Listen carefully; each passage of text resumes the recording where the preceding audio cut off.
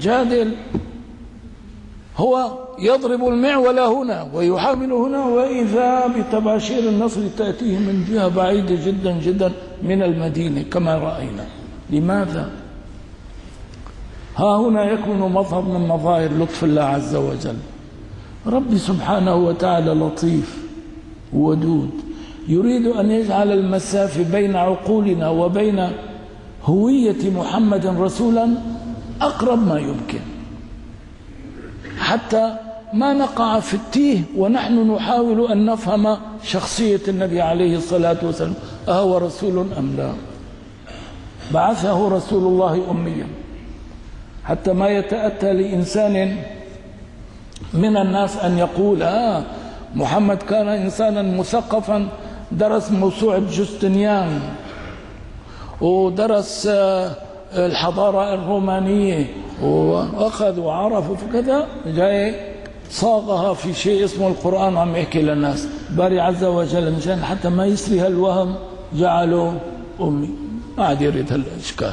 طيب لو جاءه النصر للمصطفى صلى الله عليه وسلم من مكة لجاء من قال إنها دعوة قومية تقنعت بقناع الدين والإسلام، والدليل على ذلك أن الاستجابة جاءت من بلده ومكانه وبني هاشم وبني المطلب من بين لكان، بس هو يعني طولها شوية وكذا حتى يعني الناس يظنوا أنه قضية دين وقضية بعثة ونبوة.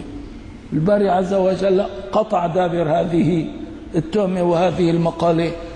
جاءه النصر من المدينة. وكيف؟ بشهادة من ماذا؟ تفكروا، من اليهود، أي بشهادة من الرسالات السابقة. ماذا كان يفعل؟ كانوا يغرسون في ذهن الخزرج والأوس أنه قد حانت بعثة نبي هو آخر النبيين، سنتبعه ونقتلكم معه قتل عاد وإرم. من أين عرف اليهود هذا؟ من التوراة.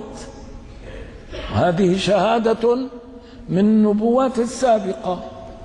بموجب هذه الشهادة التي كانت يعني تصطك وتنزل في آذان العرب من أهل المدينة المنورة الأوس والخزرج، اتجهوا وتفتحت قلوبهم للإصغاء إلى رسول الله صلى الله عليه وسلم والدخول في الإسلام. أعداد بسيطة، كانوا خمائر وكانوا مقدمة لعدد أكبر جاء في الذي يلي. طيب النبي صلى الله عليه وسلم كلم هذه الثلة البسيطة من العرب الذين جاءوا من المدينة المنورة، نعم، ووعدوه أن يأتوا في العام القادم. طيب جاءوه في العام القادم. الشيء الذي دفعهم بسرعة إلى أن يؤمنوا برسول الله صلى الله عليه وسلم كما قلت لكم كلام اليهود لهم.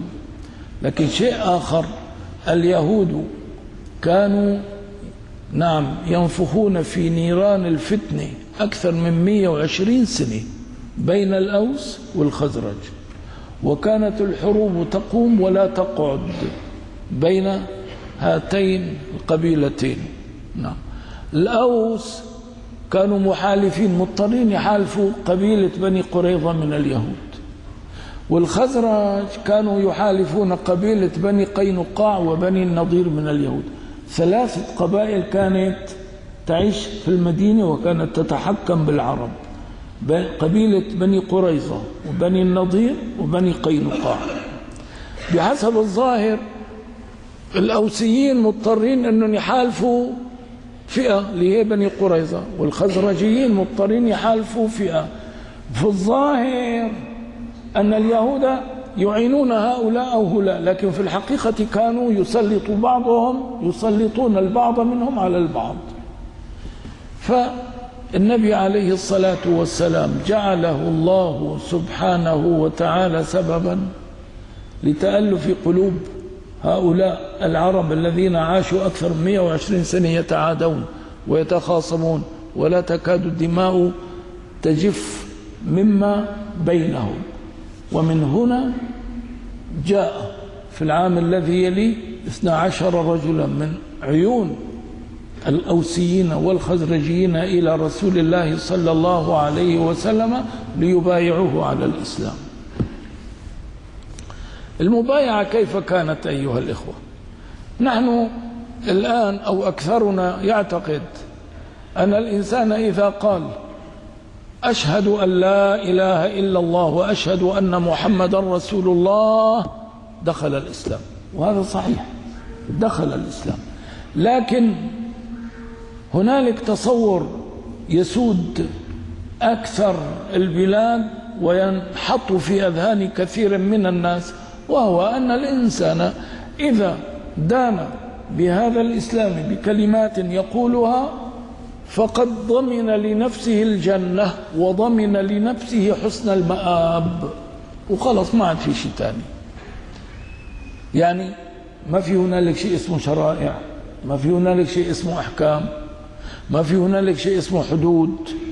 هذه كلها في هذا العصر تكاد تكون مطوية.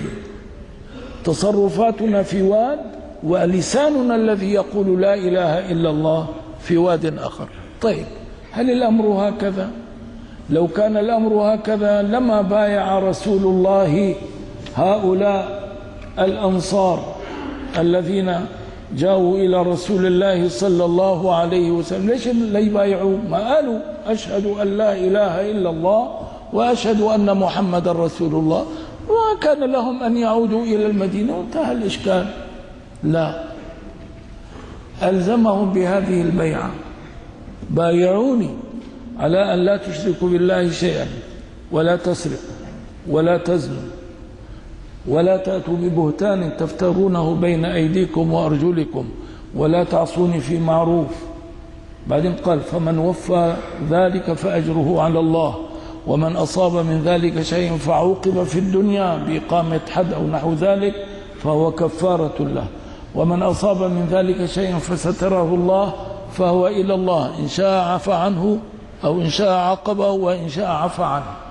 طيب، إذن هذه البيعة تتمة الإسلام، فلا يكمل إسلام أمة من الأمم أو جماعة من الناس إلا إذا أتبع العقيدة التي ينطق بها لسانه بالسلوك الذي ينبغي أن يضبط به حياته.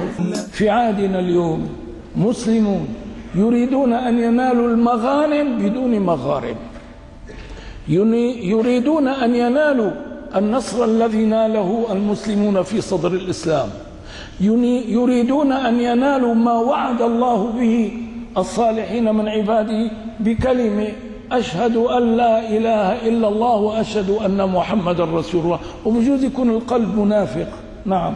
طيب يا أخي، هنالك شرائع أمر الله عز وجل بها، هنالك واجبات كلفنا الله سبحانه وتعالى بها.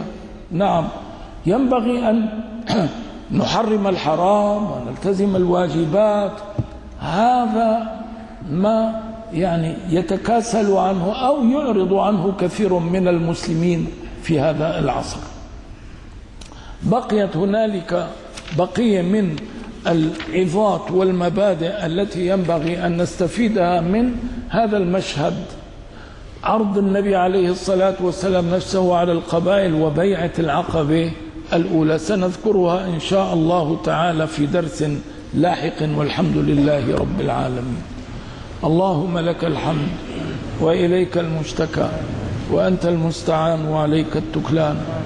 اللهم صل أفضل صلواتك على أسعد مخلوقاتك سيدنا محمد النبي الأمي الحبيب العالي القدر العظيم الجاه، وعلى آله وصحبه وسلم تسليما. اللهم إنا ما عبدناك حق عبادتك، ما ذكرناك حق ذكرك، وما شكرناك حق شكرك. أنت ربنا الغني عنا، ونحن عبادك الفقراء إليك يا ذا الجلال والإكرام.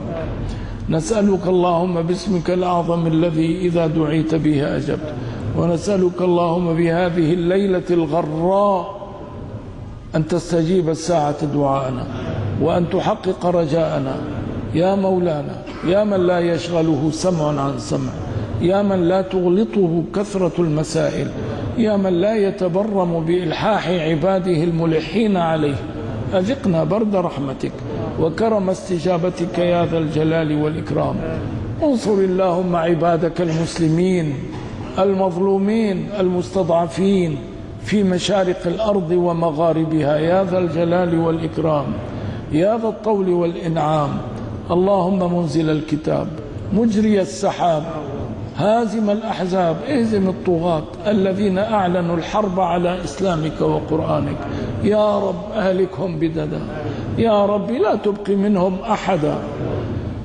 انصر اللهم عبادك المسلمين على أنفسهم، وانصرهم على عدوك وعدوهم. اللهم ألهمهم الرشد، اللهم خذ بنواصينا ونواصينا